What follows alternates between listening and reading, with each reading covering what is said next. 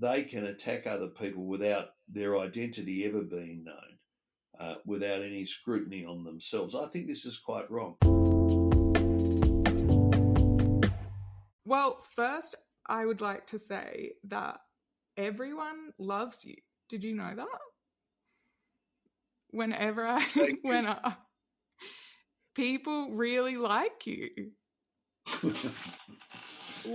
When I've been saying to people that I'm interviewing you, everyone is so excited about that. Well, let's see if we can keep them excited. Yeah. Okay, so Peter Costello, former Australian politician and lawyer who served as the Treasurer of Australia in the Howard government from 1996 to 2007. He is the longest serving Treasurer in Australia's history. And I think the other thing that I found funny is that when I've mentioned like that I'm interviewing you, everyone knows who you are. And I heard a podcast you did recently where you talk about the the recognition rate or something of how many people on the street who know your name, and it's like 95%. Well, that's right. When you're involved in politics, they have this thing called a recognition rate, and if you ask 100 people how many people will recognise your name, and generally the Prime Minister is the most recognised person in the country, so that if somebody loses consciousness and they come to, and you want to see if they're back in their right senses, you'll say things like, "What day is it? Who's the Prime Minister?" And if they can't name the Prime Minister, it's generally taken that they're still non-compos mentis anyway. After 12 years of being the Treasurer in Australia, I was at a 96% recognition rate, which means 96 out of 100 people could recognise your name and what you did.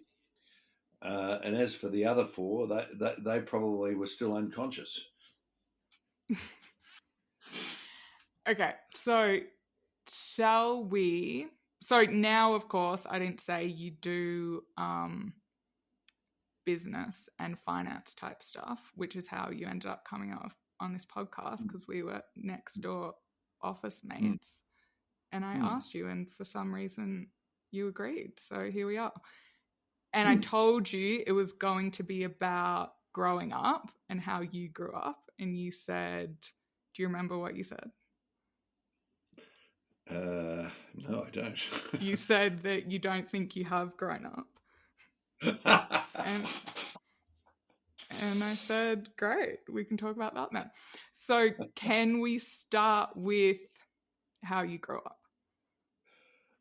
Right. Well, I grew up in Melbourne, Australia. We lived in what were then outer suburbs, not so outer suburbs now, but my father was an ex-serviceman.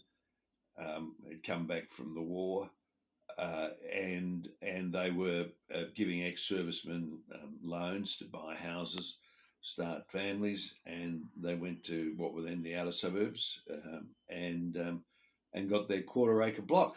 And so my father and my mother and ultimately 3 children, we all grew up, and it was quite, for me, quite an idyllic setting, because it wasn't built up, and the roads weren't made, and there were creeks around and swamps, and we had a lot of fun.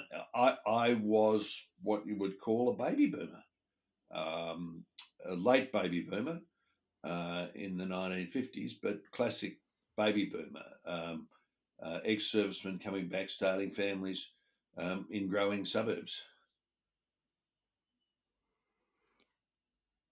And why did you decide to become a lawyer?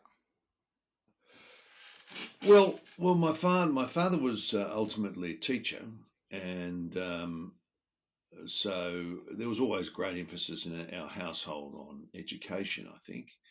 and we're always encouraged to work hard. Not that I work very hard, but I finished school with reasonably good marks, and so in those days, if you finish with good marks, you're always encouraged to go to university and enrol in one of the professional courses. I went and had a look at enrolling in medicine, and seemed very hard work to me. They wanted you to work, I don't know, more than 30 hours a week. And I went across to the law school, and they said, "Oh, you only have to come here 12 hours a week." So I said, "Well, that's for me." And I went and enrolled in the law school. What were you wanting to do with the rest of your time I in the week? didn't really know what I would do. I sort of approached study that the most important thing would be to get a good education, and that's the way I always looked at it. Not so much an occupational education, just a good education. And I think I did. I studied some broad areas, but when I came out, I realised I better get a job. I needed a job. I had to support myself, and so I got a job because I was qualified as a lawyer, which I really liked, and I did that for I did that for over a decade, and in many respects the happiest time of my life because I was self-employed. I could do what I wanted. Um, but then after about a decade, I decided to go into politics. And why was that? Well, I felt that how many cases can one person do in their lives? Over 10 years, I'd done hundreds of good cases, but I just thought I can't do this for the next 30 years.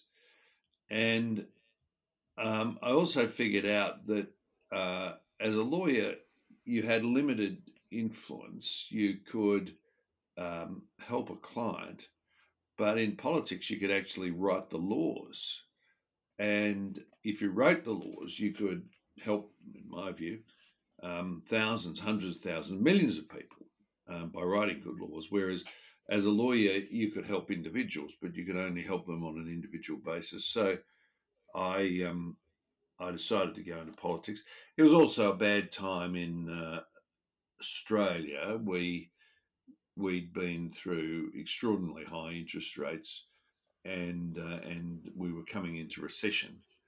And I felt that the then government was mismanaging the economy, and if I could get there, I could do better. And in what way did you want to help millions of people? Well, I thought if we could run the economy better and without exorbitant interest rates and recession, more people would keep their jobs.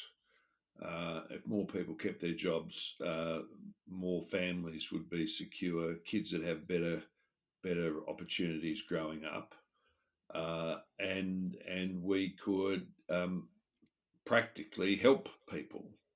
And so I was always interested in the economic aspect to politics, and of course, when I first went in, we were in opposition. We lost two elections. I was part of two losing election campaigns in 1990 and 1993, but in 1996 we were elected to government. I became treasurer, so finally got the opportunity to do something positive.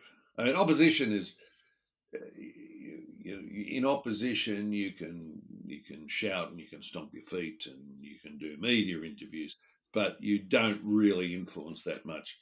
In government, you really in your own particular area you can more or less write the way things are going to be. And where did your political values come from? Like, were you interested in it when you were younger? Look, I, I followed it. I think looking back, probably uh, my values came from our family.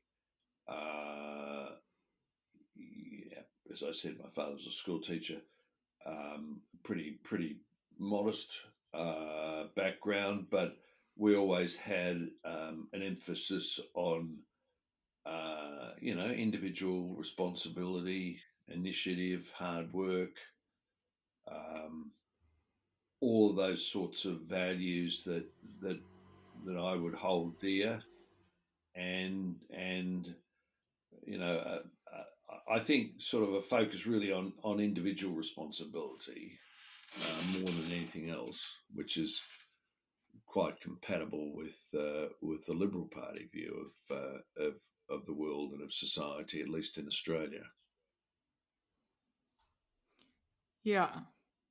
So that came from your dad. I think really from the family background and the way we grew up, and the values that you sort of pick up through your life. As I got older, obviously I read more.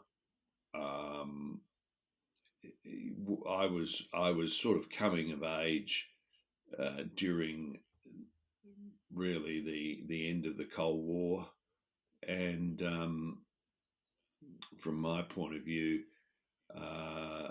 what was happening in Eastern Europe uh, emphasised the danger of big government, of state control, of stifling individual initiative, and I very much believe that limited government, individual freedom were very important values, not just for individuals but for society generally. So I think that probably confirmed values that I'd picked up in my youth.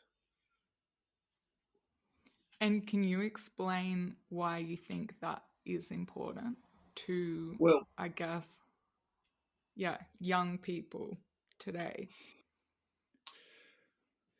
I think um, for young people, the opportunity to um, take your own values and responsibility for your own life and set your own path and have freedom. And I'm not talking about being a libertine, freedom within the rule of law. To set your own course is important, but I would say more so for a society. Um, what we know is that um, intuition, creativity, very important values for entrepreneurship, for economic development, for technological improvement.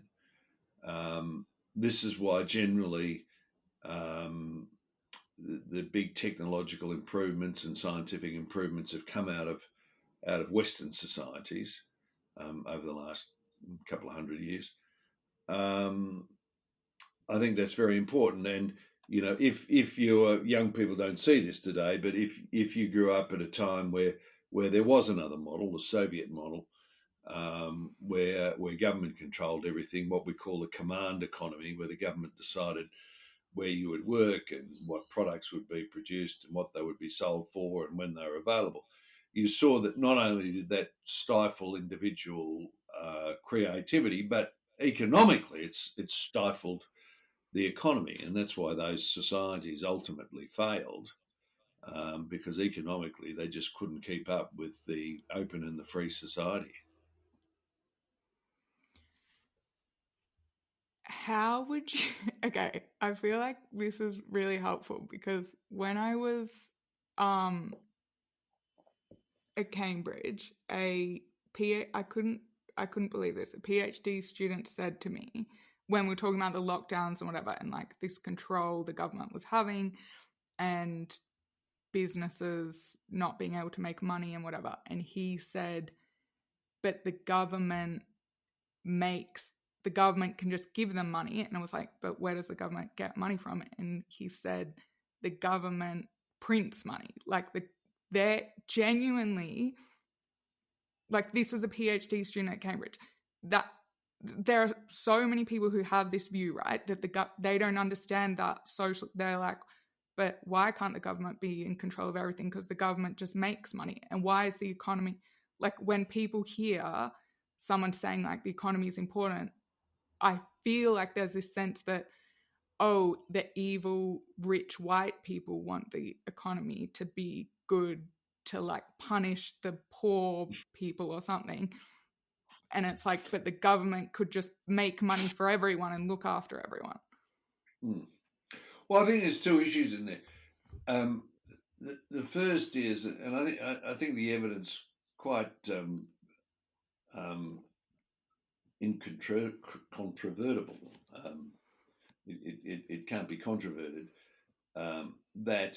That open markets, liberal trade, free enterprise has lifted more people out of poverty around the world in the last 40 years than in the rest of humanity, particularly in China. When China opened up trade, I know it's closing a bit now, opened up trade and free markets, have lifted millions out of poverty. Not white people, by the way, but millions around the globe. And every international institution will tell you that, the World Bank, the IMF, the UN, that opening up to trade, liberalising markets, lifts a whole society, including the poor. And that's certainly the evidence in particularly most of Asia in the last 50 years. So it's not just some con trick against brown people, as you said. It liberates everybody, regardless of race. And if you go around the world today, you'll see that by and large, real poverty is in societies that can't sustain free markets and free trade, failed states and the like.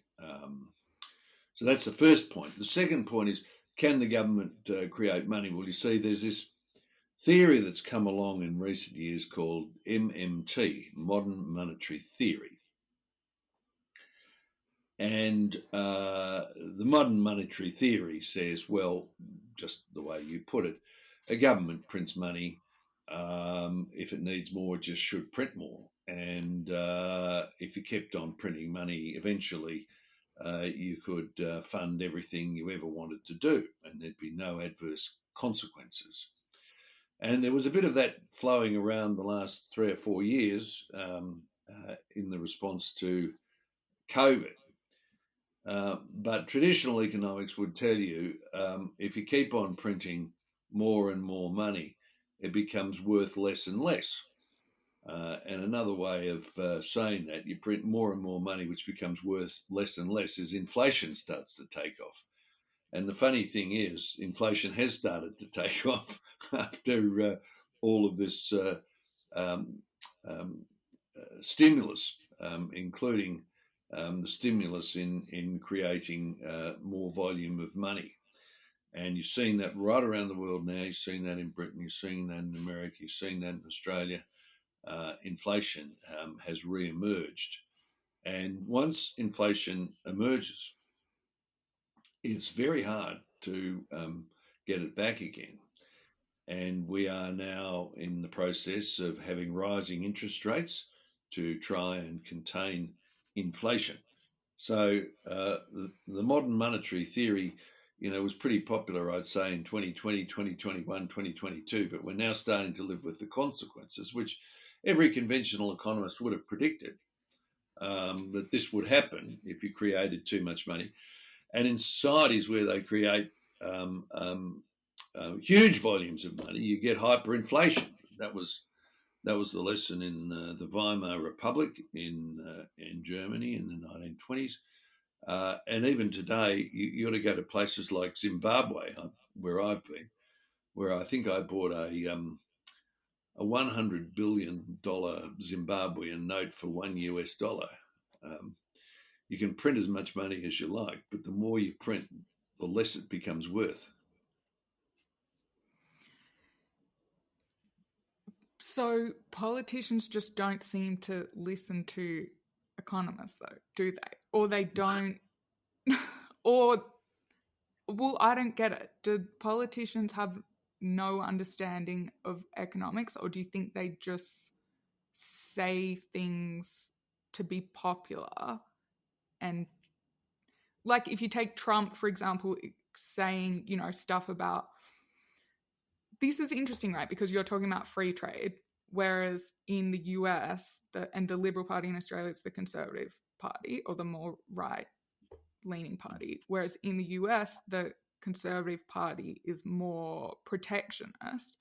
And then that's what I found as well at Cambridge when I was just,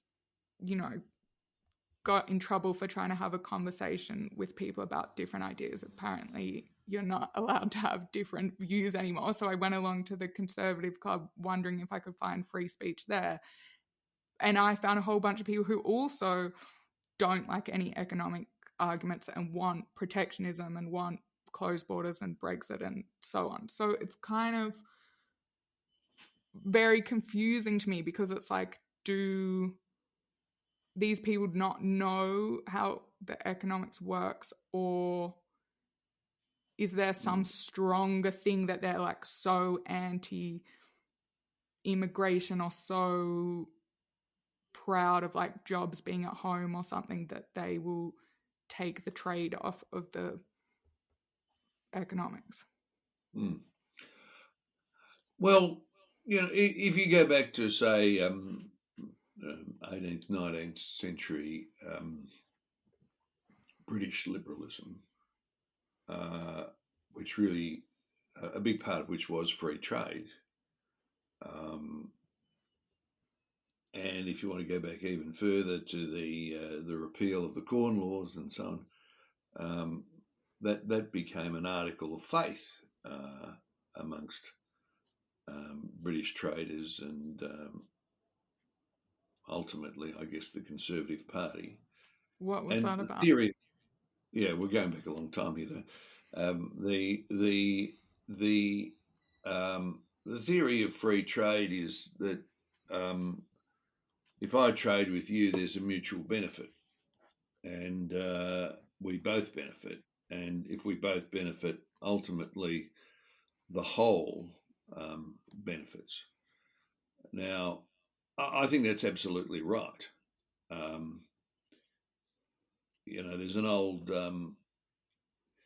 There's an old expression that says you can grow bananas in Antarctica. You can do it.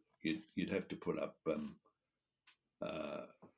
sheds and heat them and up to tropical temperatures. You can do it. It makes no sense to grow bananas in Antarctica. If you lived in Antarctica, you'd be advised to export ice because it's cheap to make, and swap your ice for someone who lives in the tropics where bananas are cheap to make. And you're both better off. You get cheaper ice and you get cheaper bananas, right? So that's the theory of free trade. We all benefit. If I've got something I can make cheaply, cheaper than you, and you've got something you can make cheaper than me, then we both benefit by trading the good that we've got in surplus for the good that we need. I think what's happened over the years is that people feel that our trade hasn't been free, that various countries have been cheating in one way or another. Therefore we can't really trust them, and this has been used to advance protectionist sentiment. And the world is not entirely fair, and I'm sure there are people that subsidise various products when they shouldn't, and cheat on barriers to entry and all the rest. But the point I'd make to you is that overall people benefit from free trade. Now, let me give you an example at the moment in Australia. Leave aside the politics. Australia can produce very, very competitive iron ore. We have huge resources of iron ore, particularly in Western Australia. And so we export iron ore to China. in return, we will receive from China manufactured goods, which they can produce very, very cheaply because they have huge economies of scale. Now, many of these manufactured goods manufactured out of steel, which is made out of Australian iron ore. It benefits both countries, and that's why we do it. Now, some people will say the Chinese don't always engage in pure free trade. That might be right.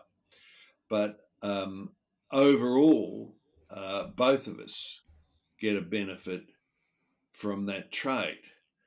And if you were to close yourself off, if Australia were to close itself off and say, well, we're not going to trade iron ore to China anymore, well, that's fine. The iron ore would just sit in Western Australia. But the value of that without a market and without a buyer is a pittance compared to the value of that with a market and with a buyer. And it's just a simple illustration that trade benefits both parties generally.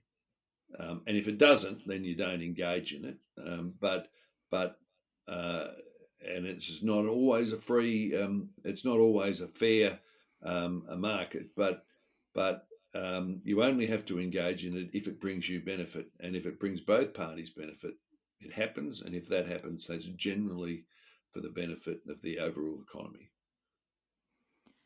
And when that goes away, I guess that's something that people really struggle with, or that's like the Trump protectionist arguments, like we need to keep our car manufacturing or whatever. It's, I guess, helping people that, okay, for, China stopped buying iron ore from us. That doesn't exist anymore. But it's rather than like, let's hold on to the jobs and make sure these people still have jobs mining something that there's no market for. It's helping to retrain those people to move into another industry that is needed. I think that's absolutely right. This is where I would part company with Trump. You know, in the election, which he won, was it the 2020 election? He would go around Pennsylvania and he would say to all these small towns that were struggling, you know, we've got to stop trade, bring back the jobs in the steel factories, for example. And I remember saying at the time, I feel a lot of sympathy with those people in those small Pennsylvania towns. But whatever Trump does, he's not going to bring those jobs back in those steel factories.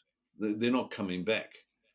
And in a way, you're just holding out false hope to those people that somehow there was something he could do that would turn, you know, tiny steel factories with outmoded machinery and undercapitalisation to somehow compete with Korean and Chinese steel mills. It wasn't coming back. It was never coming back.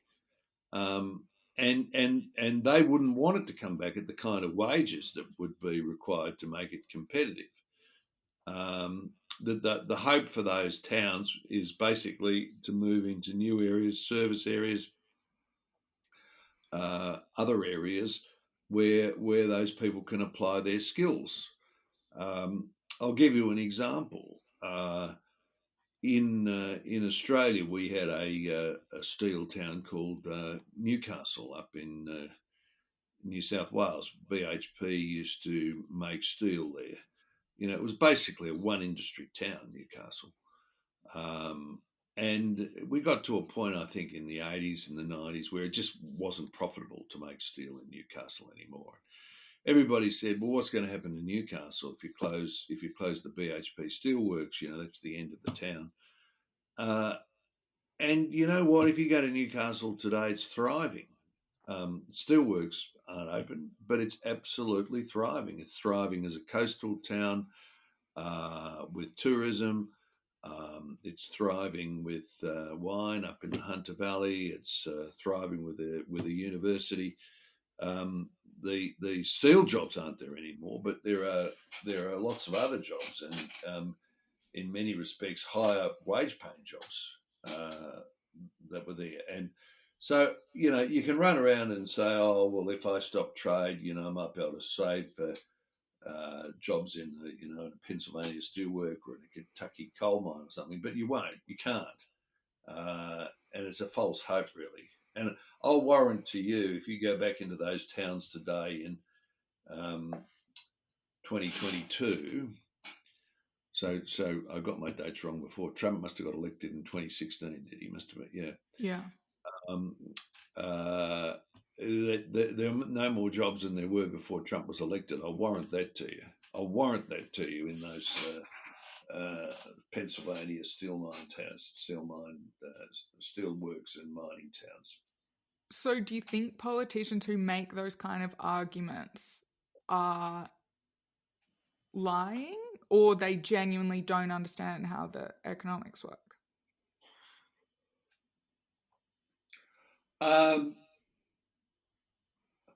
I think they overrate their ability sometimes. I think, their audience wants to believe it and they want to believe it. And they think to themselves, well, if only I can find some kind of magic key, I can make this happen. But I don't think they're being entirely honest with either themselves when they put that kind of argument or with their audience. And with the Newcastle transformation, what do you think the government's role in that should be? I think in that case, there was quite a bit of money sort of put in to help reskill the workforce, to build some facilities. There's a case for transitional funding, to move from A to B. I don't think there's a case to sort of say, well, everybody will be put on some kind of welfare benefit and subsidised for the rest of their lives. I think there's a case for what I would call transitional funding. Mm-hmm. So don't you think that's weird? I don't know if you notice this, but I feel like a lot of there's like this sentiment in Australia among young people that it's like Liberal Party is evil and it's like so ultra right wing, like in the and it's like this comparison to the US where the Republican Party in the US, in my mind, is like so different to what the Liberal Party is in Australia. Like, this is one point talking about trade, but so from social, like, conservative issues as well, abortion and what, people like talking about this so much in Australia, but it's like we don't have these same issues in Australia. Or we've resolved them, like guns, for example. Yeah, I think in the US they tend to focus a bit more than we do on moral issues. I think that's right. They're not a big part of Australian political debate, and the conservative side of politics, the Liberal Party of Australia, for example, what was behind the biggest gun buyback in Australian history to get rid of guns back in 1996, 97. So we don't have this obsession with guns. The Americans do, because it's in their constitution, you see. That makes things quite different in America. But there's certainly no constitutional right to bear arms in Australia, so we don't have the obsession with guns. So it's different in that sense. But parties go through various incarnations, and you talk about the Republican Party. Well, the Republican Party in America really got its start at the time of the Civil War, where the Republican Party was the party that liberated the slaves, Abraham Lincoln. It was very socially progressive compared to the Democrat Party, which wanted to keep slavery. So parties go through various incarnations, and at the moment, I think in the United States, there's a real battle for the soul of the Republican Party between the Trumpites and the others.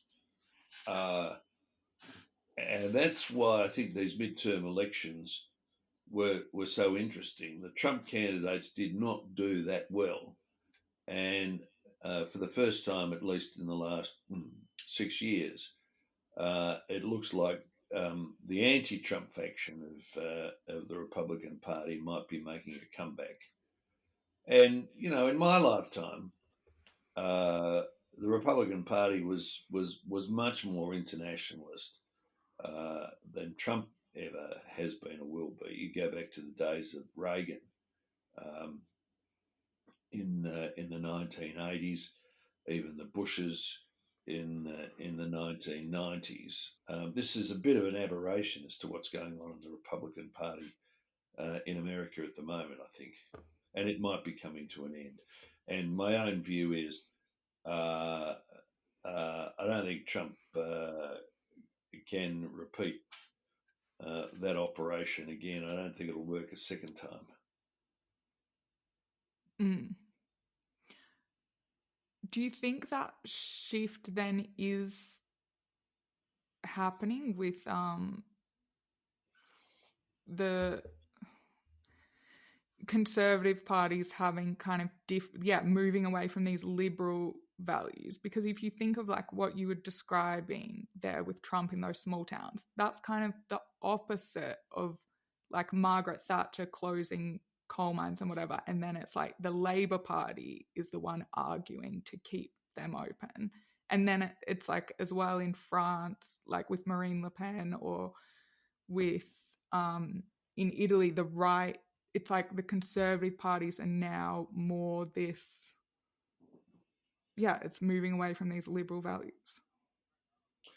I think one issue which is convulsing Europe and in many respects America and Australia is the refugee issue, which drives a lot of this, I think,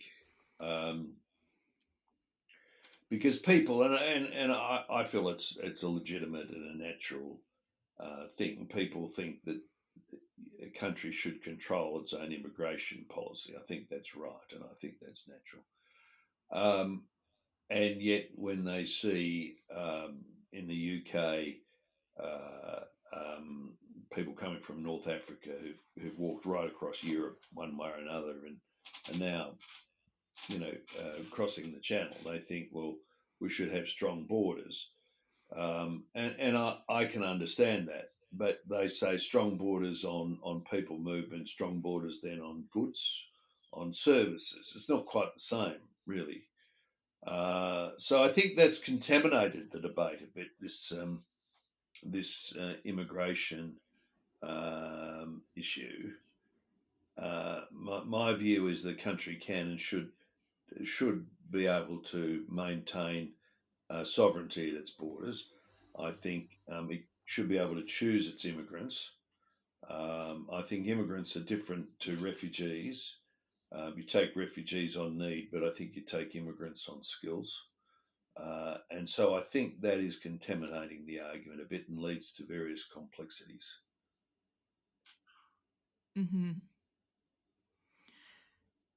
So if you're a proponent of a small government, what do you think the role of the government should be? Well, I think the government, first and foremost, is there to protect its citizens, which is maintain the borders, defend the country, um, law and order, so its citizens can live peacefully. I think government is there to provide a safety net for those that can't look after themselves, the old, the sick, those who legitimately can't find jobs. They're the basic things for a government to do.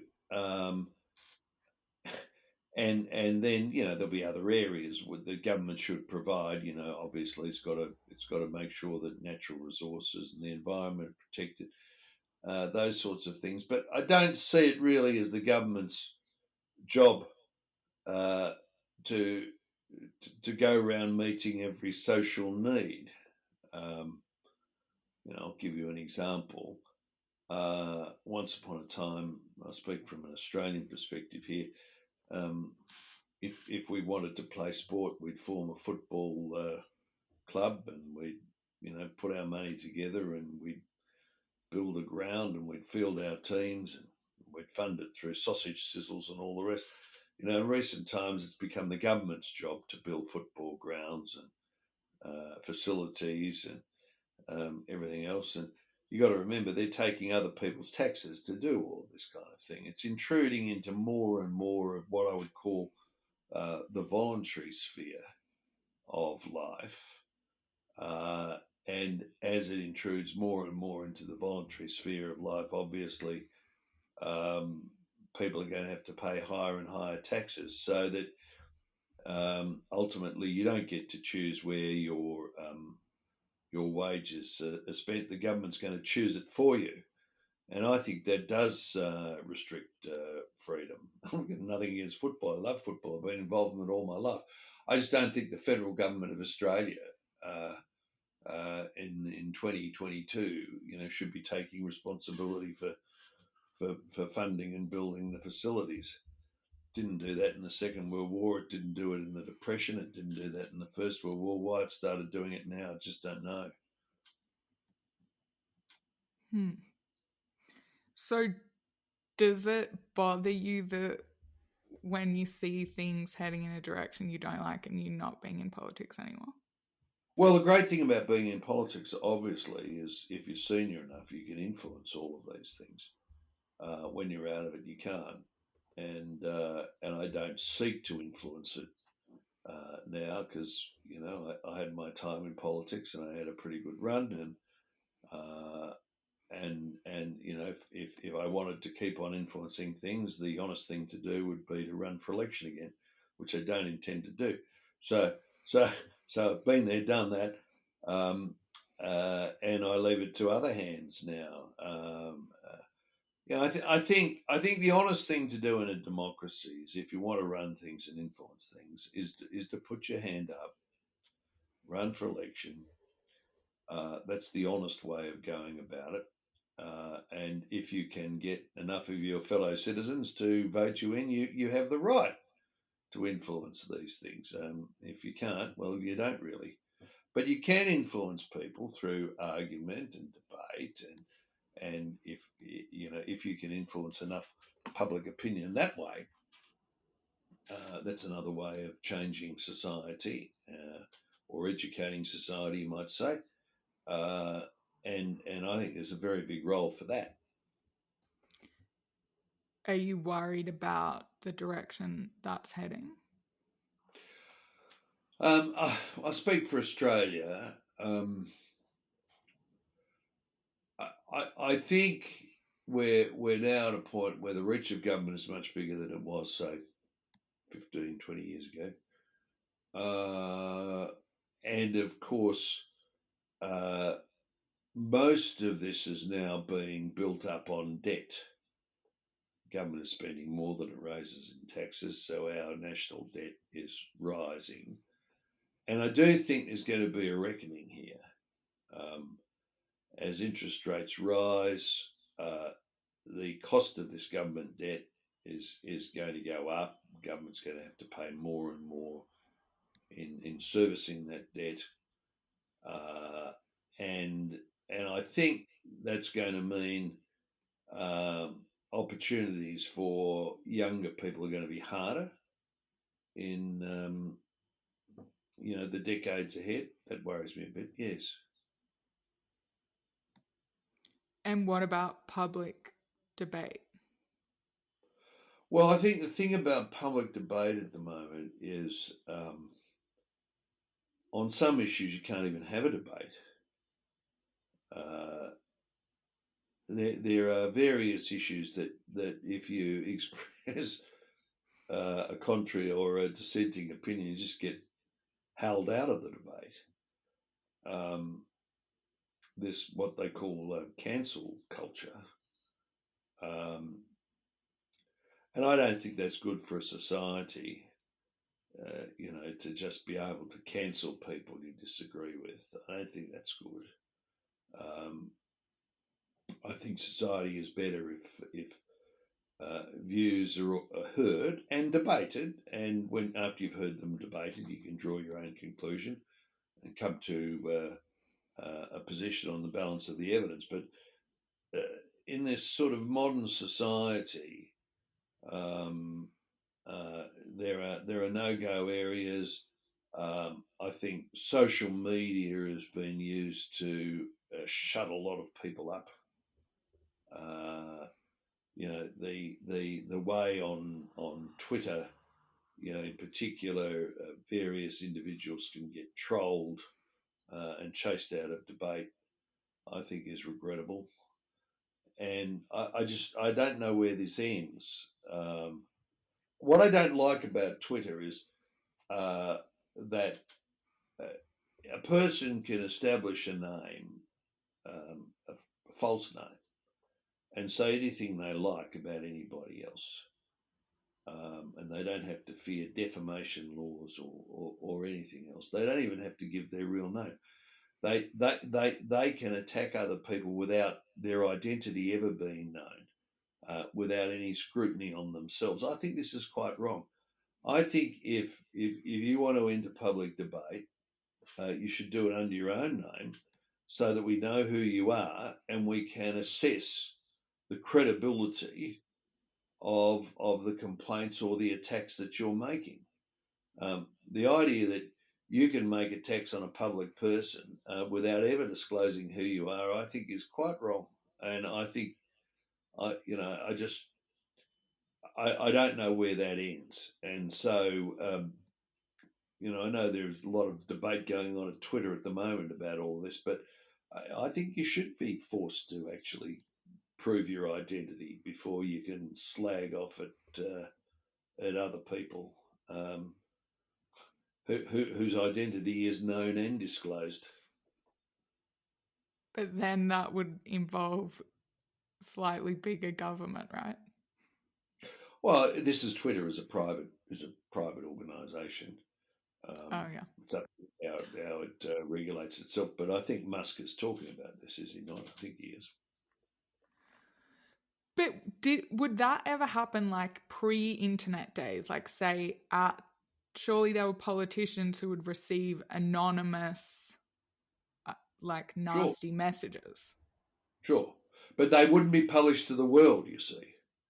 You would receive them, sure, but they wouldn't go out to millions of people.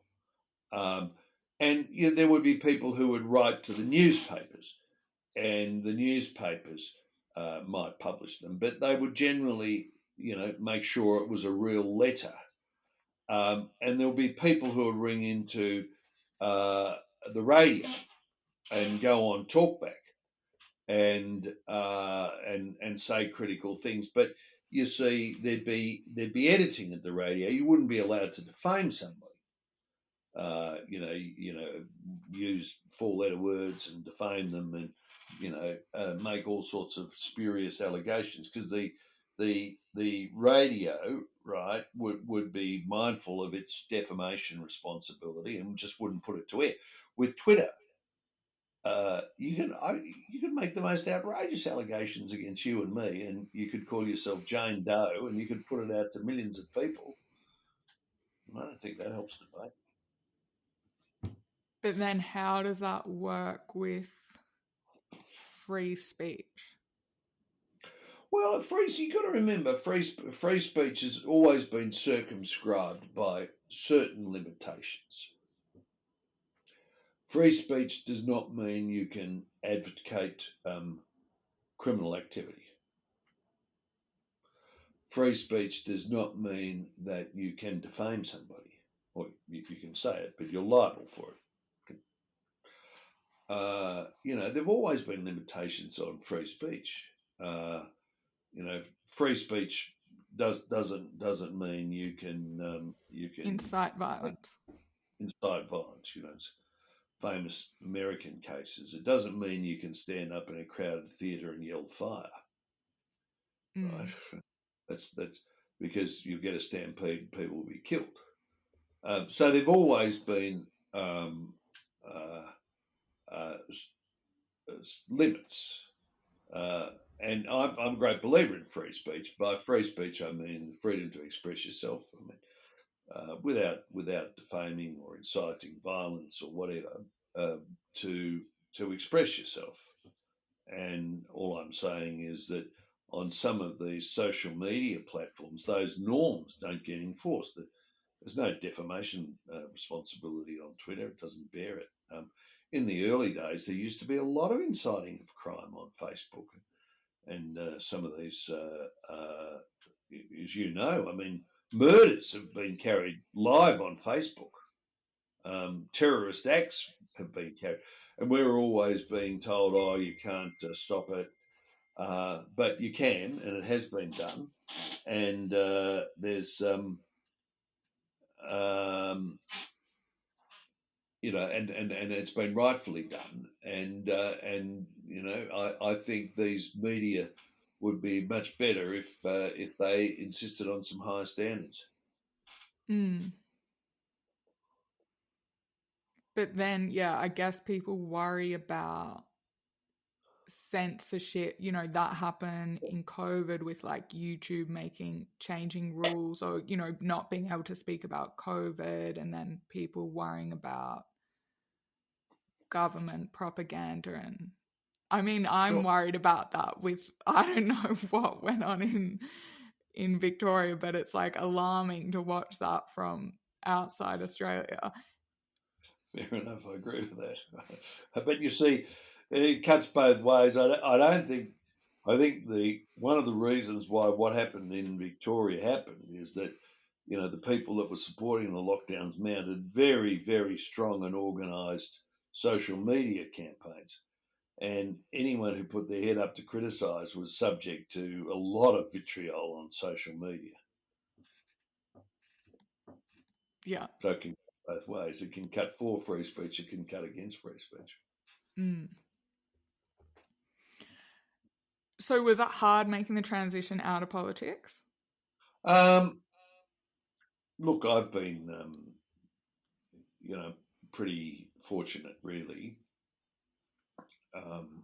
So coming out of politics, I've been able to go back to the business world, which has been great and exciting, and also to chair our sovereign wealth fund, the Future Fund, which has been a great investment opportunity. So for me, that's been pretty stimulating, pretty good.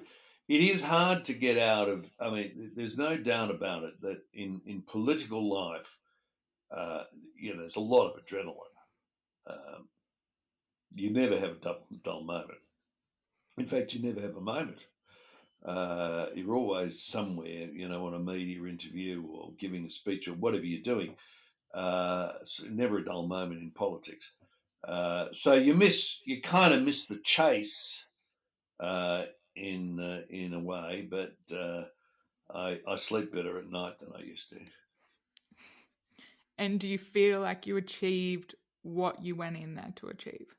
Look, I had a pretty good run. I can't complain. I was in politics for just under 20 years.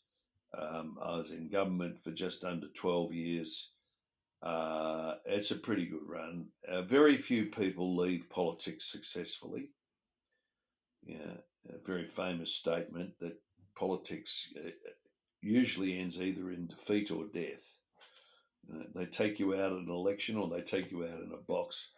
And the number of people that get out alive are not that many, and I'm one of them. So I had a pretty good run. And in terms of helping the people you wanted to help? Look, it's for others to say. I think, in my own mind, we left Australia a better place than we found it. Great. Thank you very much. Thanks, Peter. You know, where do people hear this podcast? Wherever you get your podcasts. Right. Spotify, okay. Apple. Right. You know, usually is there anything vulnerable you can share? The hardest moment? I think I'll leave it there, Delia. So what's this podcast called? Delia's podcast? What's it called?